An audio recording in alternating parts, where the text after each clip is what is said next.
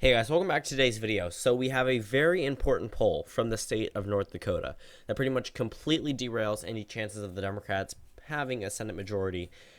There are possibilities, but it isn't really that feasible without North Dakota. When we look at the 2018 Senate map, there are many possibilities, but North Dakota is typically shaded blue in a number of those maps. Yes, the Democrats can focus on Texas and Tennessee and Arizona, but if North Dakota is probably not staying in the Democratic column, it doesn't seem too likely that states like Texas or possibly even Tennessee could go towards the Democratic Party. So when we look at states like North Dakota, these are areas where Huddy Heitkamp did very well in 2012 compared to what the polling data suggested. But now we're seeing a trend.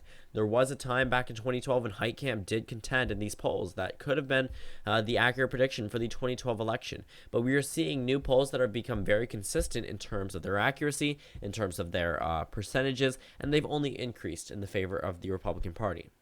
This is the first time they have put a Senate race in the possibility of flipping, rating it as a seat that will flip for the 2018 midterm elections. This is the first time it's ever happened in Real Clear Politics 2018 Senate election history, and it's in the favor of the GOP. Right now, North Dakota has moved from the toss-up column into the lean GOP column, and New Jersey has moved from the lean Democratic column into the toss-up column. Montana has moved from the lean Democratic column into the toss-up column, and right now, when we look at these, Republicans currently have 48 seats. The problem with that for the Democrats in the Senate is they currently have 9 seats in there are currently 9 seats in toss-ups, 4 of which are held by the Republican Party. Keep that in mind. However, the fact that there is already a Democratic seat in the leaning GOP column really says a lot about what this 2018 Senate map is going to look like. Because now, according to this characterization, Democrats can carry Montana, Nevada, Arizona, Missouri, Indiana, New Jersey, Florida, Michigan, Ohio, Pennsylvania, Wisconsin, both Minnesota elections, and still lose the majority. For the reason being that if Texas and Tennessee remain in the GOP column because of this characterization in North Dakota, that means they retain the majority, and the Democrats have no shot because of Vice President Mike Pence. But it's not just that. The Republicans could actually expand their majority. The new 538 rating for the 2018 Senate went from plus 0.0 Republican seats to plus 2 because of this new poll from North Dakota. It wasn't just one state. North Dakota will have a ripple effect on how pundits view a number of these other races. Because if North Dakota is going to the GOP, the Democrats' map looks a lot worse. For example, let's bring up the 2018 Senate map. Let's say the Democrats are somehow able to carry Arizona, hold on to Wisconsin, Michigan, Pennsylvania, Ohio, Indiana, Minnesota special election, Montana, carry Nevada, carry Florida, hold on to Florida, hold on to West Virginia, hold on to the state of New Jersey. Okay, that puts them at 50 seats.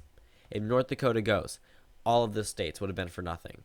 And again, that's not the worst part about it. For the Democrats, they're probably not going to carry the Florida Senate race at this point in time. New data suggests in the favor of Rick Scott. Actually, well, I guess you could say it does favor Bill Nelson, but we are seeing a little bit of conflicting data that's probably going to come out a little bit soon, and also fundraising and popularity ratings haven't really changed. But let's say, for example, even Florida goes to the GOP.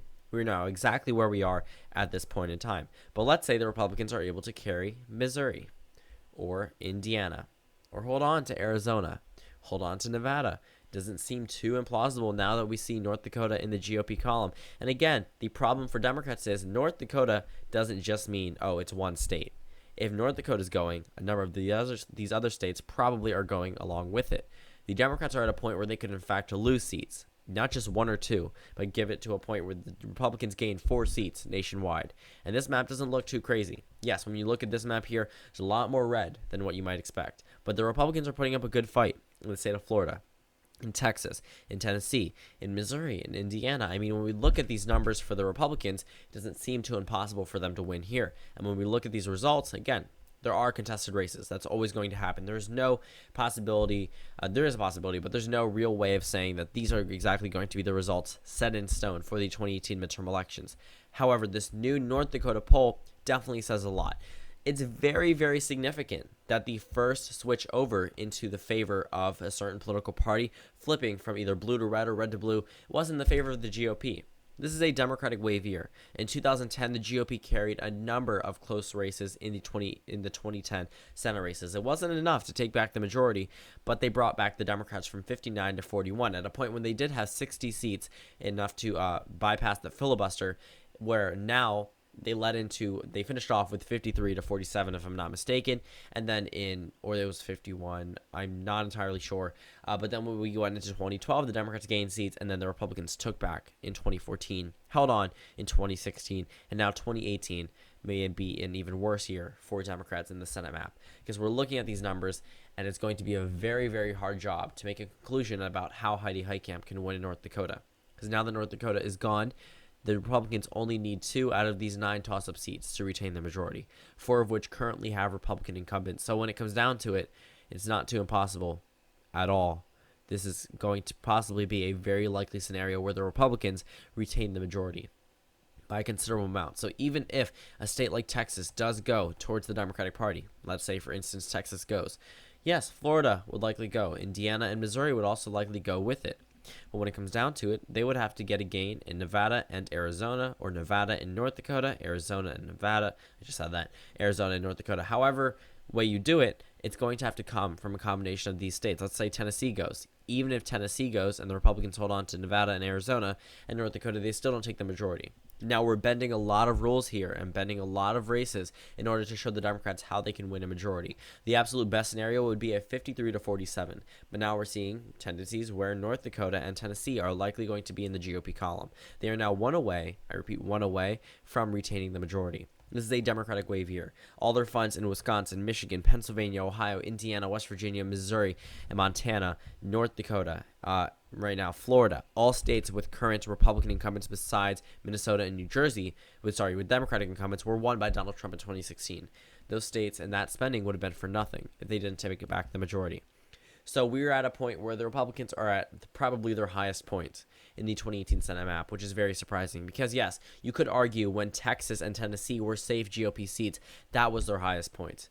But those were bound to get closer. If you remember back in 2006, Bob Corker had a close race. Texas never really got close, but Ted Cruz is pretty much a weird unpopularity.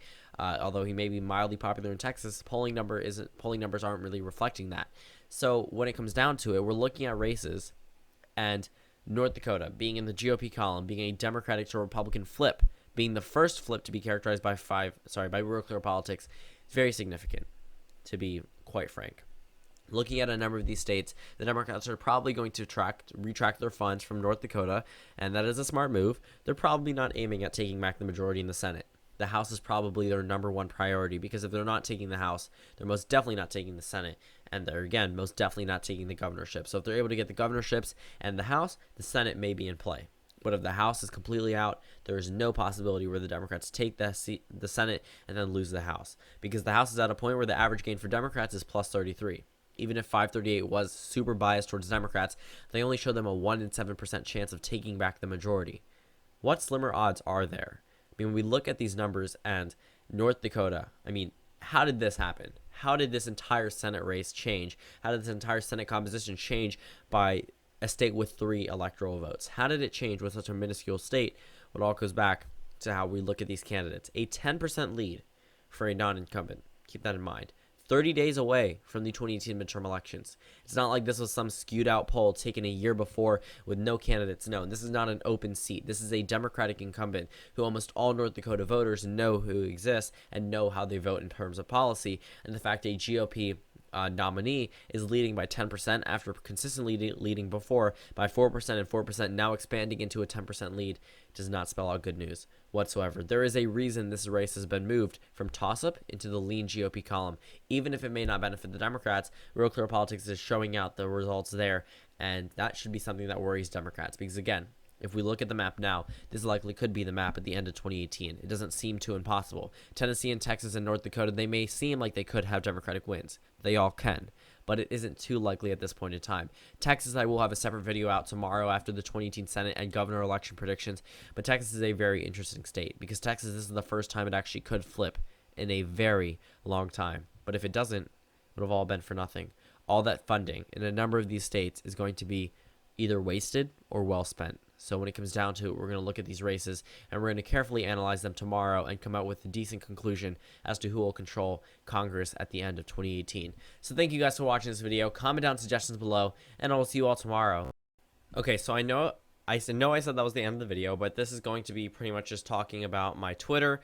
I'm actually going to start getting active using it. So I just sent out this new poll that's going to be pretty much sent around. I already have a couple votes already. So I'm going to put the link in the description below. And then I'm going to actually put my Twitter on the description, not the description, well, the description, and also the comment section, so you guys can follow me there and also vote in this. So whichever political party you believe will win the control of the United States Senate at the end of 2018 or retain it, depending on which party that you side with for that, go ahead and vote in it, and then I guess retweet it, like it, whatever, just so we can get a large enough sampling so that it's actually substantial data that I can just discuss. Obviously, it's not a national poll, just something a little interesting to do with my channel itself. So again, thank you guys for watching this video. Comment down suggestions below, and I will see you all tomorrow.